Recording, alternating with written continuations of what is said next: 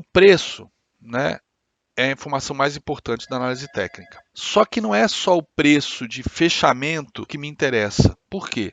Eu preciso justamente ver a relação de forças compradoras e forças vendedoras e oferta e demanda para ver a tendência do preço, né? Seja para o próximo dia, para a próxima semana, para o próximo mês, para a próxima hora, para os próximos 15 minutos, não importa. Eu preciso ver como é que tá interagindo a oferta e demanda. Então, como é que eu vejo essa interação de forças, né? Justamente analisando no preço, não só o fechamento daquele dia, ou daquela hora, ou daquela semana, mas analisando aonde foi a abertura, aonde foi o fechamento, aonde foi a máxima e aonde foi a mínima. Tudo isso faz parte da minha. Galera, só abrindo parênteses aqui, estou gesticulando igual um italiano, e vocês não estão vendo nada, né? É impressionante. Eu me sinto realmente como se estivesse dando aula numa sala de aula física, né? Segue o baile. Então eu preciso ver a interação de abertura com fechamento, de máxima com mínima, né?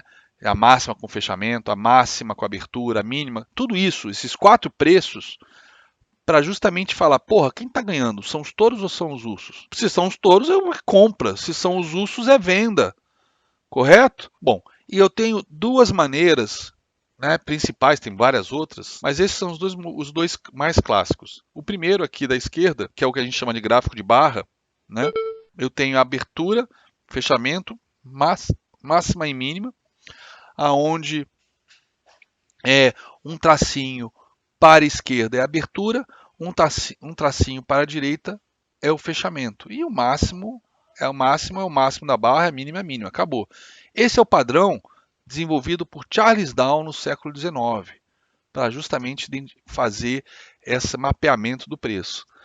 Só que olha só, mais de 100 anos antes, 150 anos antes, o Munehisa Roma ele já fazia algo parecido, usando os candlesticks ou candelabros, que a gente vai ter um módulo só sobre isso, pela característica, pela possibilidade de identificar reversões, alguns padrões específicos que o Charles Down não se preocupava.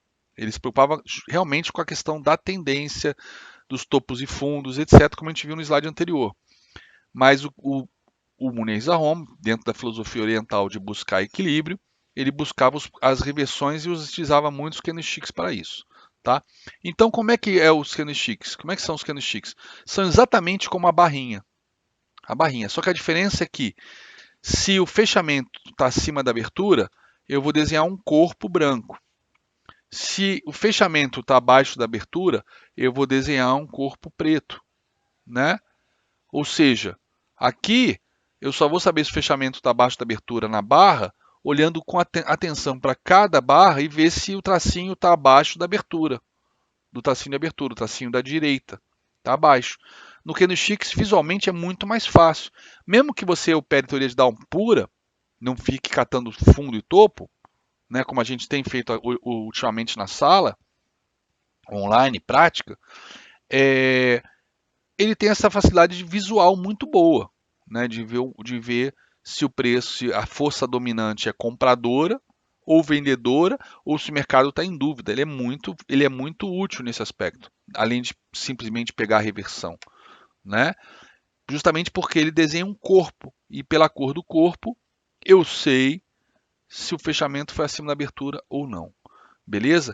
Então o corpo é branco se o fechamento foi acima da abertura, não se o fechamento de hoje foi acima do fechamento de ontem. Não me interessa o fechamento de ontem. Claro, me interessa na minha análise, mas não interessa para o software que está desenhando os candles, na hora que ele vai botar a cor, não me interessa isso. Tá ok? Então, esses são os candlesticks.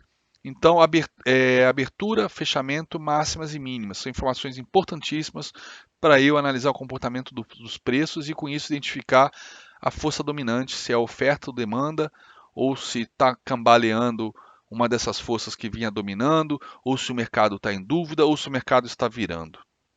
Ok?